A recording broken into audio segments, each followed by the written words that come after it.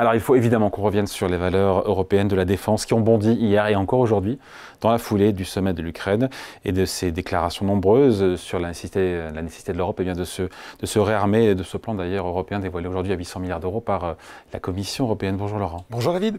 Alors on entend pas mal de choses déjà, c'est vrai, ces derniers temps sur la capacité ou pas d'ailleurs qu'aurait l'Europe à se défendre en cas d'attaque russe. Où est-ce qu'on en est concrètement aujourd'hui sur les effectifs et la défense de l'Europe en matière d'armement? Oui, alors je laisse ça aux experts parce qu'effectivement, on sort beaucoup de chiffres, que ce soit, vous l'avez dit, sur les effectifs, sur les budgets, sur la capacité aussi de l'Europe à se défendre dans un conflit de haute intensité, ou un peu comme celui de l'Ukraine, où on va consommer notamment énormément de munitions. Ce qu'on peut dire simplement, c'est qu'il y a un objectif qui est fixé par les règles de l'OTAN, c'est 2% du PIB. En Europe, on a certains pays qui 2% du PIB consacré à la défense. Aux dépenses de défense, absolument. On a certains pays qui y sont, la Pologne, l'Estonie, la Lettonie, bizarrement parce qu'ils sont assez proches de la Russie. Ça s'explique cela. Voilà, la Grèce, plus pour la proximité avec la Turquie. Et puis on a des pays qui sont en dessous. Et au milieu, on a la France qui est à 2,1% du PIB, avec un budget qui est à peu près de 50 milliards d'euros. Et un peu pareil pour l'Allemagne, sauf que la situation allemande est assez nouvelle, puisqu'il n'y était pas pendant de très nombreuses années, et puis à un moment, ils se sont rendus compte qu'il y avait un véritable effort à faire. Il y avait ce plan de 100 milliards qui avait été débloqué, voté assez vite par Olaf Scholz, et puis seulement il va être tiré en partie dans les années à venir, et il faudra, au niveau allemand, encore consacrer un véritable effort pour moderniser l'armée allemande. Donc ce qu'on voit quand même, David, c'est que la tendance elle est descendante sur les dépenses de défense de l'Union européenne depuis les années 70. Elle s'est tout juste stabilisée à partir des années 2010 et elle commence à accélérer à partir de 2015. Ce qu'il faut voir aussi pour comparer un petit peu par rapport aux dépenses de la Russie, parlons un petit peu de ça aussi. C'est 10% du PIB, non? Alors sur les dépenses fédérales, on est même à quasiment un tiers. On est sur les dépenses fédérales de l'État russe, on est à 32% pour un budget qui serait, a priori, cette année, de 126 milliards de dollars. Bon, on voit quand même que rien que quand on prend les 3-4 pays, je vais dire, de l'Europe, allez, j'inclus le Royaume-Uni, on est déjà au-dessus. Devinette, vous savez à combien sont les États-Unis, David, cette année, a priori? 500 milliards, non? Oh non, 850 milliards tous les ans. De dollars. Ça augmente, on était à 840 et des poussières en 2024. A priori, ils essayent de voter 850. Sauf que vous savez que Donald Trump a dit qu'il voulait là aussi dodger tout ça. Il voulait également faire des réductions de dépenses de l'ordre de 8%. Donc on verra bien, mais ça reste de loin le premier budget de défense au monde et de très loin. D'autant qu'on leur achète aussi l'argent même des Européens sert à acheter du matériel étranger et notamment américain. Et c'est ça qui est génial, parce qu'en fait, quand Donald Trump explique que l'Europe, la défense de l'Europe coûte très cher aux États-Unis, que c'est terrible, que voilà, c'est presque à fond perdu, il oublie juste de dire que c'est aussi un des principaux marchés d'export, vous l'avez dit, matériel américain. C'est compliqué là aussi d'avoir les chiffres, tout le monde n'est pas d'accord. J'ai repris du coup une étude du CIPRI, qui est un peu la référence dans le domaine, qui disait qu'entre 2019 et 2023, 55% des importations en Europe d'armement provenaient des États-Unis. C'était déjà en hausse de 35% par rapport à la période 2014-2018, et ça s'est encore intensifié après le début du conflit en Ukraine. Je crois que Valérie parlait récemment de 80% des importations européennes qui viennent des États-Unis depuis le début du conflit en Ukraine. En recoupant les données, on n'est quand même pas très loin. On serait aux 70-75% des importations d'armes qui viennent des États-Unis. Donc oui, les États-Unis sont un énorme fournisseur de l'Europe. Qu'est-ce qu'on leur achète d'ailleurs? Et tout, David, on leur achète plein de trucs. On leur achète, qu'est-ce qu'on leur achète? On leur achète des avions, des hélicoptères, des drones, des munitions, des missiles, des véhicules blindés, des systèmes d'artillerie. Le meilleur exemple, le plus symbolique de cette domination américaine, il est dans l'aéronautique avec le F-35. Le F-35, c'est un appareil conçu par Lockheed Martin, appareil de 6e génération. Et dès le départ, on avait annoncé d'ailleurs, hormis ses capacités de combat sur lesquelles je ne me prononcerai pas, que c'était destiné à tuer l'industrie européenne, puisque très vite Lockheed était allé voir les différents pays de l'Union européenne, avait proposé des contrats de partenariat, de maintenance, etc. etc. et c'était a été un énorme succès. Autre exemple très symbolique de cette puissance, si je puis dire, américaine de la défense en Europe, c'est le drone MQ-9 Reaper. Même les Français en sont équipés, donc système autonome qui est armé de missiles eux-mêmes américains, les Hellfire. Donc on voit bien que sur certains types d'armements ou d'équipements, ils sont omniprésents. Parce qu'en même temps, on n'a peut-être pas l'équivalent aussi en Europe, hein, Alors, si on le rachète. Alors, on peut avoir quasiment l'équivalent. On a des domaines dans lesquels on est clairement en retard. On a le Rafale déjà. Hein. On a le Rafale, effectivement. On a, ne serait-ce qu'en matière d'avions de combat, on a 3 avions européens. On a le Gripen, l'Eurofighter et le Rafale. Le Rafale étant le plus, entre guillemets, souverain, puisque les autres prennent parfois des composants, une partie des composants américains. Dans les drones, on est un peu en retard. Surtout, ce qui est peut-être plus... Donc, on peut avoir quasiment l'équivalent partout. Ce qui est plus inquiétant, c'est de voir, David, comment on patine un petit peu dans tous les nouveaux domaines. La nouvelle génération d'avions de combat, il y a 2 projets concurrents qui ont du mal à avancer. D'un côté, on a les Français et les Allemands qui ont du mal à s'entendre. De l'autre, on a l'Italie, etc. Donc, c'est compliqué. Sur le char de combat qu'on essaye de construire en partenariat avec les Allemands, ça n'avance pas des masses non plus. Sur l'Eurodrone, qui était censé être un drone de combat européen, on a choisi un moteur américain. Donc c'est là aussi où, finalement, ce que beaucoup de gens demandent aujourd'hui à l'Europe, c'est de passer un petit peu plus des déclarations d'intention aux actes.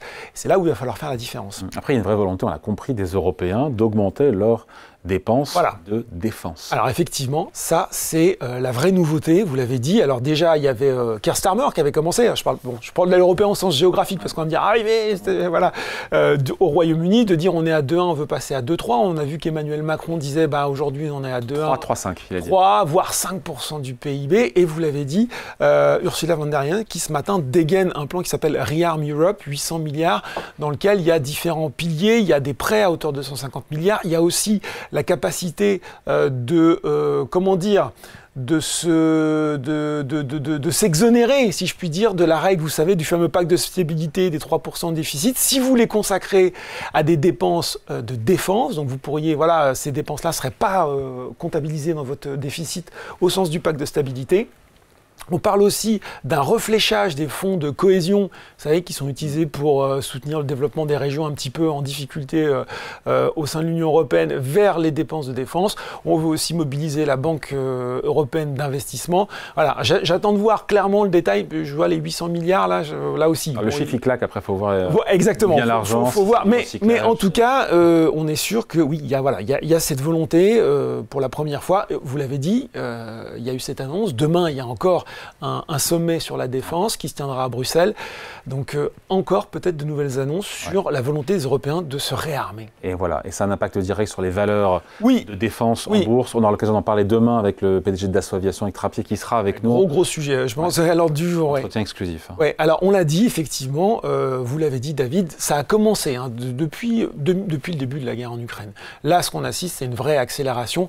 Alors, quelles sont-elles les valeurs européennes de défense ? Il y a un indice qu'il faut suivre si vous aimez ça, c'est le Stock Europe Total Market Aerospace and Defense qui va un petit peu regrouper les différents acteurs du secteur. Qu'est-ce qu'on retrouve ? On retrouve soit des pure players de défense, type Thales par exemple, soit des acteurs qui interviennent dans la défense avec aussi une composante civile. On va penser à Airbus, on va penser aux motoristes Safran, on va penser à MTU. Voilà, donc je vous cite quelques-unes des valeurs, les principales: Airbus, Safran, Rolls-Royce, bien sûr, sur la partie motorisation. BAE Systems, Rheinmetall qui fabrique notamment le char de combat Léopard, Thales, MTU Aero Engines qui fabrique le moteur de l'Eurofighter pour les Allemands, Leonardo, Melrose Industries. C'est qui Leonardo ? C'est une valeur italienne. C'est une valeur italienne, là aussi, c'est un peu l'équivalent, allez, si je devais simplifier, c'est un peu le Thales italien. Okay. Voilà, très présent dans pas mal de domaines. Et je regardais ce matin au niveau... Leurs performances boursières. Les performances boursières, elles sont... Non, je regardais ce qui montait aujourd'hui sur l'SBF 120. Avant de vous rejoindre, on a SES, Thales et Dassault Aviation. Et oui, alors, on l'a dit, les performances, elles se sont accélérées. On a eu des hausses à 2 chiffres hier. C'est quand même assez rare sur les valeurs de défense. Et quand on regarde la performance sur 3 ans de Rheinmetall, par exemple, c'est plus 630%, c'est plus 100%, à tel point qu'on aurait pu se dire, c'est déjà un peu cher, sauf que vous voyez que la claque positive, entre guillemets, qu'ont connu ces valeurs hier, montre que on est peut-être dans quelque chose d'un peu différent, d'une vraie prise de conscience de la nécessité d'augmenter ces dépenses de défense sur le long terme. Ouais. D'ailleurs, on parle souvent des méga-tendances, des méga-trends. D'ailleurs, il y a une belle émission à suivre sur Boursorama qui s'appelle Méga-Trend. Non, mais c'est vrai, on parle le vieillissement, l'IA, la transition climatique, etc. On pourrait se demander si la défense, c'est un vrai sujet, pourrait ou pas devenir aussi une méga tendance. Et clairement, et je pense qu'on en est là aujourd'hui, c'est-à-dire que si l'Union européenne, comme je le disais, fait suivre ses déclarations d'actes, si un vrai fléchage massif sur l'industrie de défense européenne, ça peut changer la donne. On le voit également, et ça peut aller même plus loin que les industries de défense. Je vous entendais parler de la nécessité d'un cloud européen. Voilà, on se dit que certes, il faudra peut-être une énergie qui soit vraiment souveraine, des réseaux, des infrastructures. Il y a deux valeurs qui ont fortement augmenté hier aussi, je ne sais pas si vous l'avez vu David, SES et Eutelsat. Eutelsat, certes, qui avait connu des difficultés, il y a une partie aussi, la valeur n'était pas chère, rebond technique, mais pourquoi? Parce qu'on se dit, on voit aujourd'hui que les États-Unis veulent arrêter la livraison d'armes à l'Ukraine, veulent couper Starlink, et on se dit, mais mince, Starlink, le réseau, vous savez, de satellites en orbite basse d'Elon Musk qui permet... Efficace. Voilà, très efficace, on se dit, mince, mais en fait, qu'est-ce qu'on fait, nous, si on n'avait pas Starlink?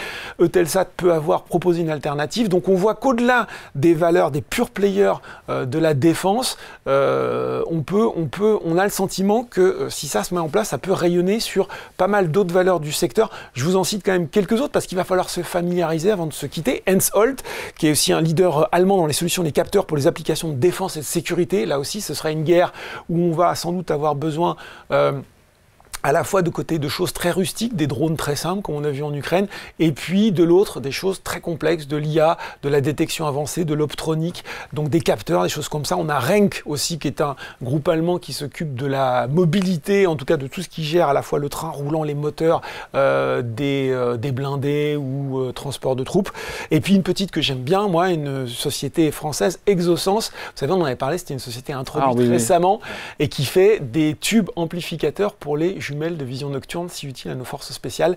Donc voilà, je pense que là, si effectivement l'Europe se réveille, ce qu'elle semble vouloir faire, il va y avoir un vrai besoin de monter en puissance, tant sur la quantité de produits que sur l'innovation, sur tous ces groupes de défense européens. Et boursièrement, on voit déjà le résultat avec des hausses qui sont quand même très spectaculaires et qui ne datent pas d'hier ou d'aujourd'hui encore. Et non, et en plus on voit Thales qui a publié ses résultats, on ne l'a pas dit, mais résultats qui sont au-dessus des attentes. On sait que Thales, ils ont un petit peu de difficulté dans le domaine spatial, mais on voit quand même que le résultat opérationnel est ressorti supérieur aux attentes.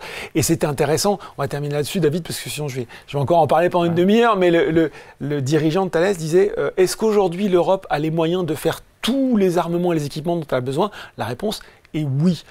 Et clairement, la réponse est oui. On peut aujourd'hui faire du 100% européen, seulement il faut s'en donner les moyens. Allez, merci beaucoup. Explication signée Laurent Grassin, directeur de la rédaction de Boursorama. Merci Laurent. Merci David.